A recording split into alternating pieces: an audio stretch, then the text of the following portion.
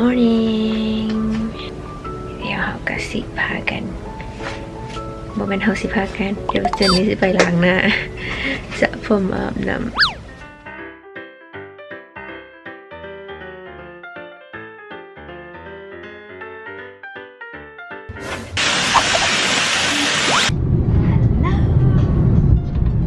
แค่คำเสียงมีตลอด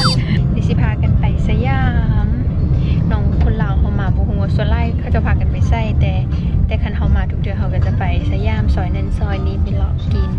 ร้านแรกที่จะเช็คอินกับโอกระจือเรากระซังซี่โครงซิกเนเจอร์เดี๋ยวเขาจะไปเบิ่งว่ามันแซ่บสันได้โมเมนต์เบิ่งเขาต้องไปกินว่ามันแซ่บสันได้สั่งสลัดแล้วกับคาโบนาร่าแล้วก็จะว่าฮานี้ฮันแบบเซิร์ฟวิ่งพอร์ชั่นอันน่าเซิร์ฟฮันไล่ฉะนั้นต้องสั่งน้อยหนึ่งเดี๋ยวเขาต้องสั่งไล่นี่ก็เป็นสปาเกตตี้คาโบนาร่านะจ๊ะพาเอกโยมเราเลยนะจริงไปเจาะไข่เห็นยังจริงเจาะไข่ได้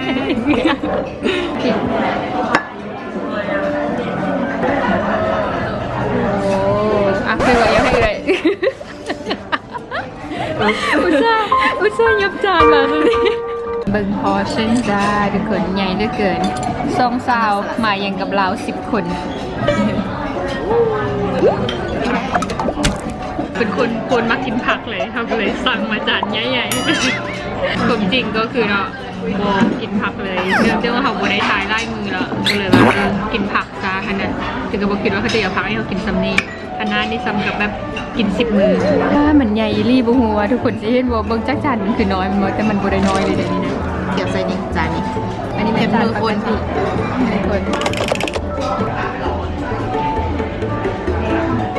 มันก็นุ่มและซอสกับเป็นซอสที่ว่าคนลาวเขามากินแซ่บจริงแม่ก็กินบุหมดกระซังผักไม่ต้องกินชิ้นมันหมด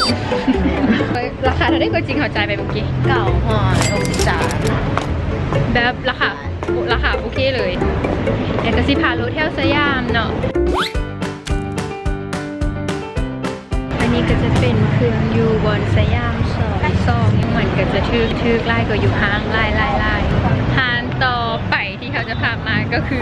after you or after me ตอนนี้ก็คือเรามากินข้าวว่านต่อข้าวว่านกินยังจะกินมาแล้ว3 อย่างนี่คนใหญ่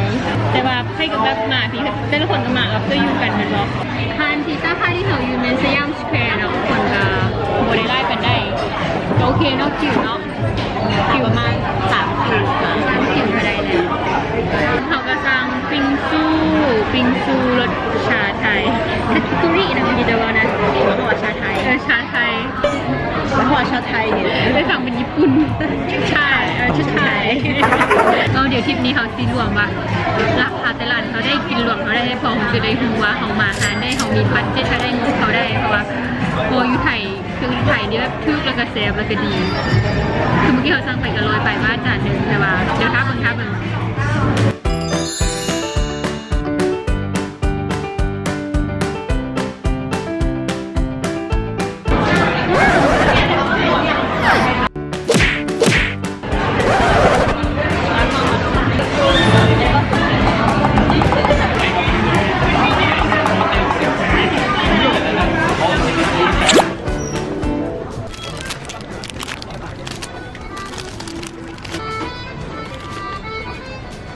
ฮามูจิก็จะเป็นแบบเครื่องคนมินิมอลเลยเนาะ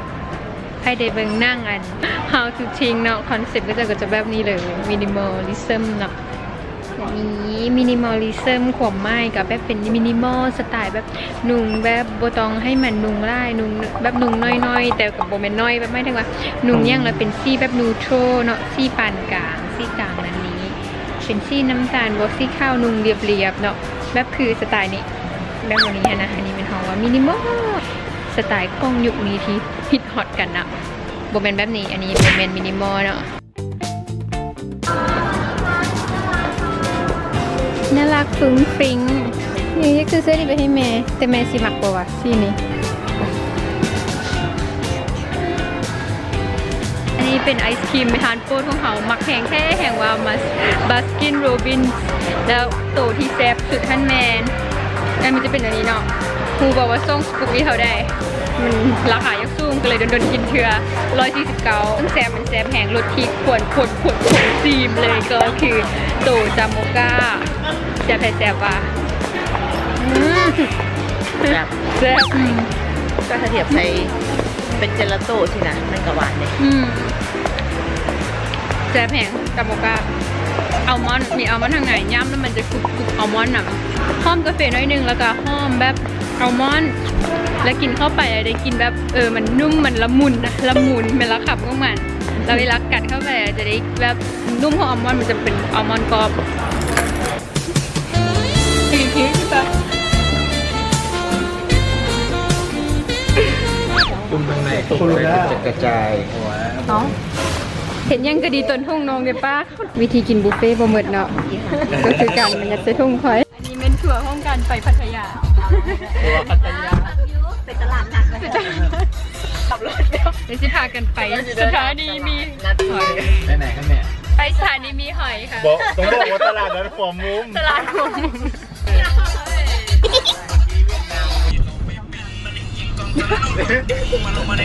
ลอยล่ามดีเลยขนาดที่ตรงนี้ลอยล่ามดี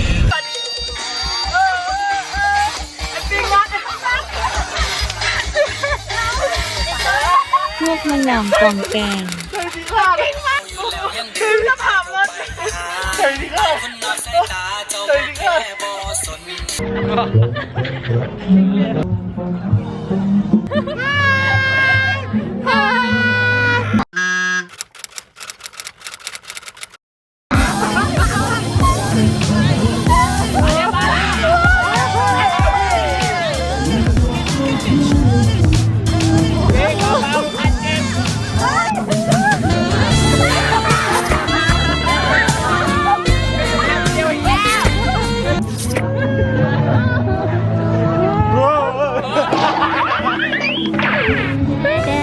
ฮานีนะฮานขนมปังปิงมื่อนี้คือว่าคิวบ่ไรน่าจะได้ไหวอยู่เขาก็ไปซื้อขนมปังฮานเมื่อกี้เนาะฮานนั้นจะเป็นเปิดไปของ10 ปลายกว่าปีละแล้วเราก็ใส่เนยนมแท้เอี้ยงเดนซีเนาะแบบเปิ้ลมาโดนซื้ออาหารจะสดจากของก็ซื้อขนมมาลองมาซิมเบิงแต่กะดังคันมาถ้านี่มีห้อยกะไปเอาบัตรคิวก่อนเลยทางข้างก็จะมีขนมขบที่ว่าดังคือกันอย่าลืมเอาคิวก่อนแล้วก็ค่อยมาเพราะบางเทื่อให้มันขนเขาเจ้าจะไล่แล้วเขาก็จะบ่ได้กินนะก็เอาคิวแล้วก็มาถ้านี่มีห้อยแล้วจากนั้นแล้วก็ค่อยแล่นกลับไปเอา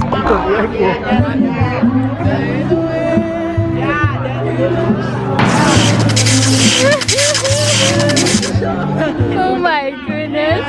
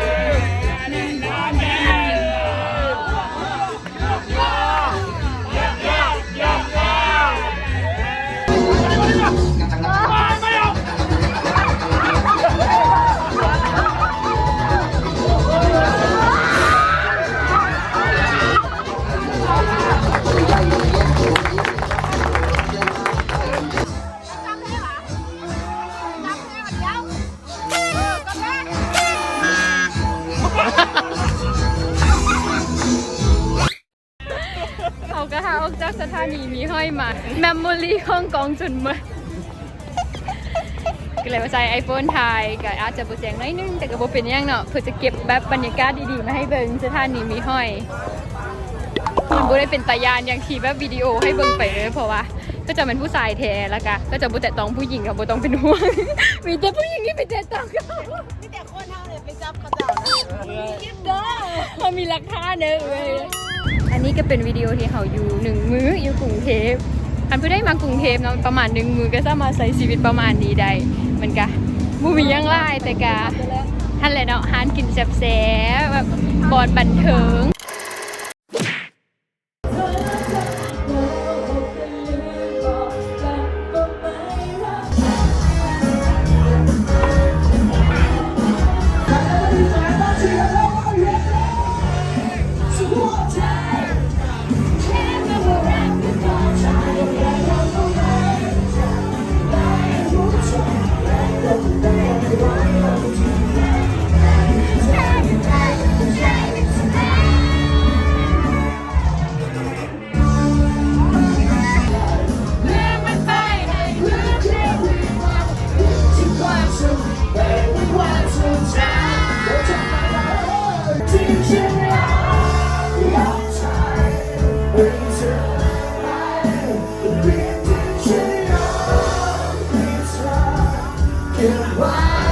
ลองเดย์เนาะผมก็จะยุ่งเหมือนลองเดย์อินดี้มือนี้เขาก็ห้าออกมาจากเทเนาะจากเทด้วยเทว่าเป็นบ่ายอยู่แถวเอกมัยมันก็2 โมงแล้วกลับมาฮอดคอนโดแล้วจะเป็นวันเดย์ที่ยาวนานไล่ ไม่สิบอาบน้ ว่าเป็นแย่งน้องนอนเตียงน้องจริงหรือจริงสิบ้านนะวิดีโออัดไว้จริง1 บวก 1เป็น ำ 2 บวก 2เป็น 4 4 บวก 4เป็น 8 8 บวก 8เป็น 16 16 32 32 64 64 รอฮอด128 128 โอ้ย256 256 หาล้อ22 เลยว่าจริงบ่ได้เมาจริงคนจะอ้ามนำ แหงเมาแล้วหัวแหงไว เอาขึ้นยังไว้หน่อยเถอะนะช่วยแกฉันนะจะเป็นวันเดย์ที่แบบโคตรยาวนานเนาะก็หวังว่าทุกคนคงจะมาวิดีโอนี้กันถ้ามาแกกดไลค์ subscribe นะจ๊ะไปก่อน